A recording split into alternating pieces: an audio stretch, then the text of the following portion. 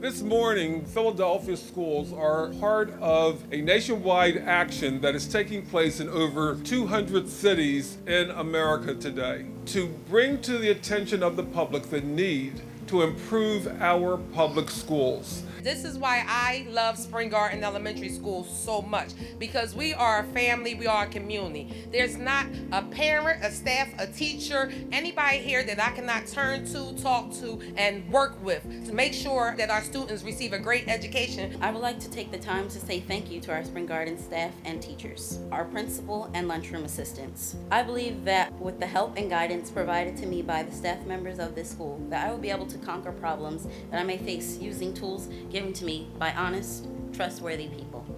Thank you. What Kyle just said and what Mrs. Armstrong just said is what we want for every single public school in America. Today, as we're here with a very, very, very special guest, the Educator-in-Chief of the United States of America, if you heard him in his debate on Tuesday, Senator Tim Kaine. Over 200 communities, 2,000 schools, over 100,000 people are doing what we're doing at Spring Garden this morning, which is a walk-in to public schools. Public schools are the anchor of our democracy. They are the engine of our economy. They are to provide a pathway to racial and economic justice and opportunity for every single child in America. Today is a walk-in to keep our schools open, not to destabilize and close them. Today is about ensuring powerful learning, project-based instruction, learning so kids will want to go to school. Schools that are places like Spring Garden, where parents like Sheila want to send their kids. I'm so excited to be here at Spring Garden and to be here with some great public servants and at this beautiful, beautiful school. And this is a really important occasion, and it's also really personal to me. I want to thank my friend Randi for those rousing words talking about the importance of schools in our communities here in Philadelphia and all over the country. I want to thank the two Jerrys. That's easy to remember, the two Jerrys, who do such a good job of representing teachers with the PSEA and the AFT. Sheila, your words as a community activist and mom of two kids here at the school were really important. That connection between active parents and schools is one of the things that will most tell you how a school is doing. When you go into a school and you see active and engaged parents, you pretty much don't have to ask what's going on. You know that things are going well, and thank you for that. And then, Kyla, come up here for a minute. I just want to say what you said about your teachers and about the people here at Spring Garden, who you've come to know since you were here as a 5-year-old. This is what teachers go to school to do, and this is what they go to work every day to do. They want to influence the lives of young people, and sometimes they don't hear enough from the young people whose lives they influence that kind of thank you or that word about, you've made a difference in my life.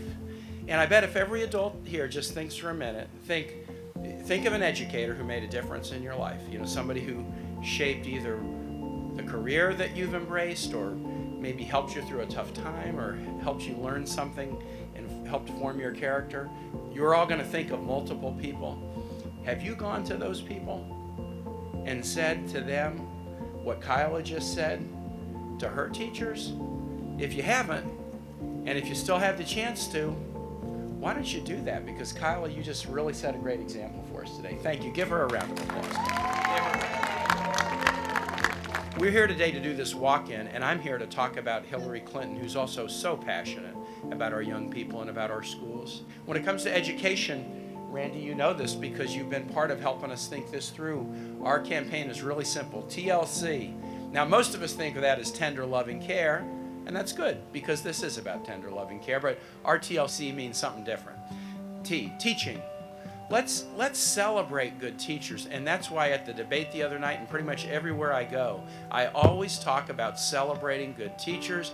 If we could just do a little more of what Kyla did when she talked, always talk teachers up, not talk them down, but also have policies to make it easier for teachers more attractive for great people to join the teaching profession, and then easier for teachers to get professional development and training.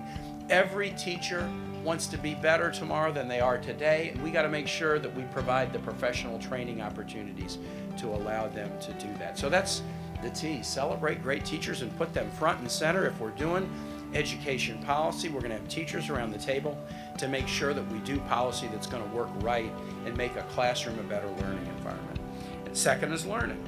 We've got to educate kids for the future, not for the past. So what are the learning styles, the learning subjects, the learning techniques that are about the 21st century, not just doing it the way we've always done it? And Hillary's talked about a number of things that we're going to do. We're going to expand early childhood education. I once went to a church and the sermon was, it's easier to build a child than repair an adult. And if you start early, then you don't have to worry about the school to prison pipeline and some of the other things that happen when kids don't have the opportunities that they need. Randy, you talked about science. We want to make computer science available at every school in this country, because computer science is always going to drive the new ideas and innovations of tomorrow. And we're going to do something that's a passion of mine, more career and technical education. I grew up in a house where my dad ran an ironworking and welding shop, and then I ran a school as a principal in Honduras 35 years ago, teaching kids to be welders and carpenters. We need to broaden kids' understandings of the work world and help them train in the skills that are needed tomorrow. And then the last thing is community. A lot of what happens in the school is a reflection of what happens outside the school. And kids sometimes come to school with a lot of challenges that we can't just say, hey teachers, you have to solve this. And so we have to bring community services into schools that can serve kids and that can serve families too. Now, that's the TLC plan, teaching, learning, community. And that's how we look at K-12 education.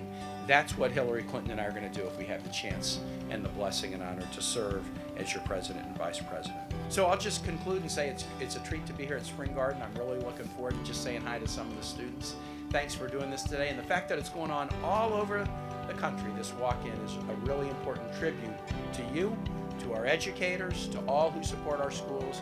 And I just want to say, with Hillary Clinton in the White House, you're going to have a great friend as president, and I so look forward to working with her. Thanks so much. Great to be here at Spring Garden.